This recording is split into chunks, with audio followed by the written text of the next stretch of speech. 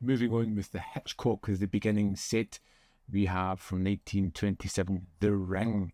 I was really kind of drawn into this one because I kind of knew we were going to get a boxing drama of some sort, but it's a little bit different than what I was expecting, partially because of the time it's set and the way boxing is throughout this time. It was really kind of fun, just guys just going at it. But it's the kind of love triangle throughout this one that it really kind of struck me as something a little bit different, a little bit special, because we start off at a kind of fairground attraction, and there is a character, One Round Jack, who is taking on all comers in this fairground attraction where, they'll jump in a ring, he'll just beat them up, take their money, people get to pay and go in and watch it, and he's just kind of like doing his business. His partner, Mabel, is on the gate taking all the tickets, and this man kind of rocks up.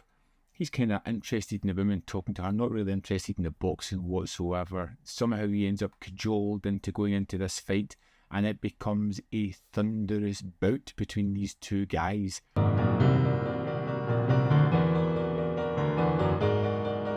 This is Bob Corby, one of the best fighters in the world, who has been drawn into a situation where he has the upper hand, and One Round Jack is going to fail to live up to his name, and this becomes a kind of partnership between the two boxers here, and they create a kind of union where Bob is like, I kind of like his fighting spirit. He's going to be good to spar against. I'm going to bring him into my corner, but it feels all the time as if there's something just a little bit underhanded going on here, because he really likes Mabel a lot, and bringing One Round Jack into his corner also brings Mabel into his corner as well.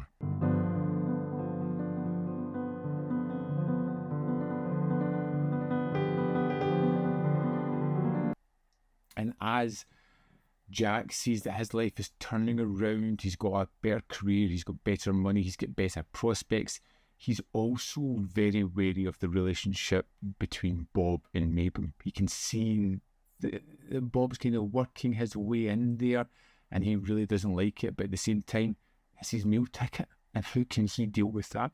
And it's this kind of aspect, this kind of melodramatic aspect that it really kind of struck me as something fascinating, because I liked this because there was the unusual character of Mabel, who was interested in Bob but also loved her husband Jack as well, and you could see that she was really torn with this new attention that was coming her way. And I think that Hitchcock does some really great stuff, particularly in the boxing ring, where he creates some real tension and excitement.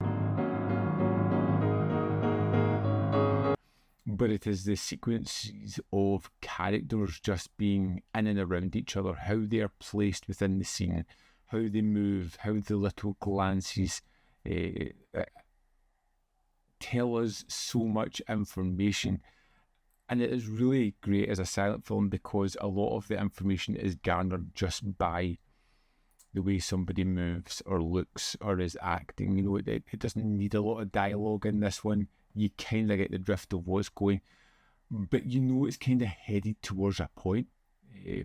And I love the fact that it has that direction in it. It's not just going to be a quick, easy fix for this one. It's going to head towards the bout of the century, as young upstart One Round Jack has risen through the ranks of boxing and is now going to take on Bob in a title bout.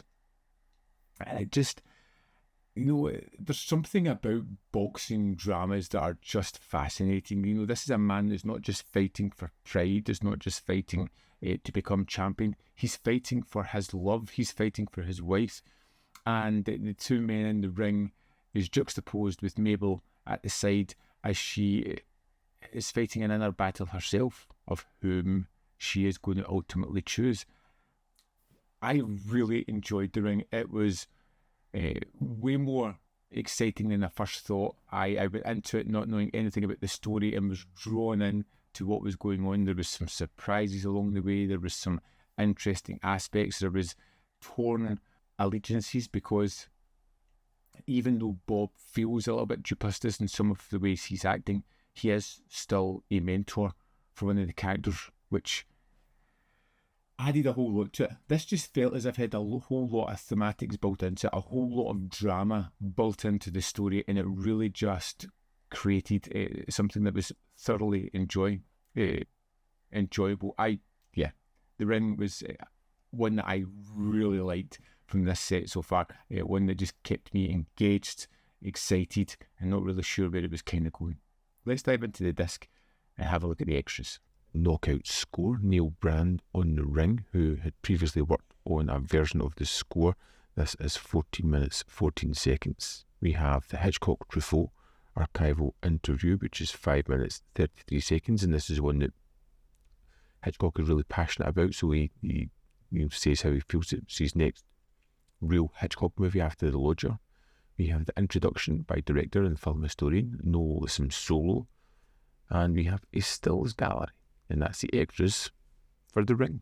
So there we have it. Another winner from the Hitchcock The Beginning set. I think this one was pretty terrific. As the silent ones go, it's one that I've definitely been most interested in this far from the set, and I'm looking forward to delving into more of it.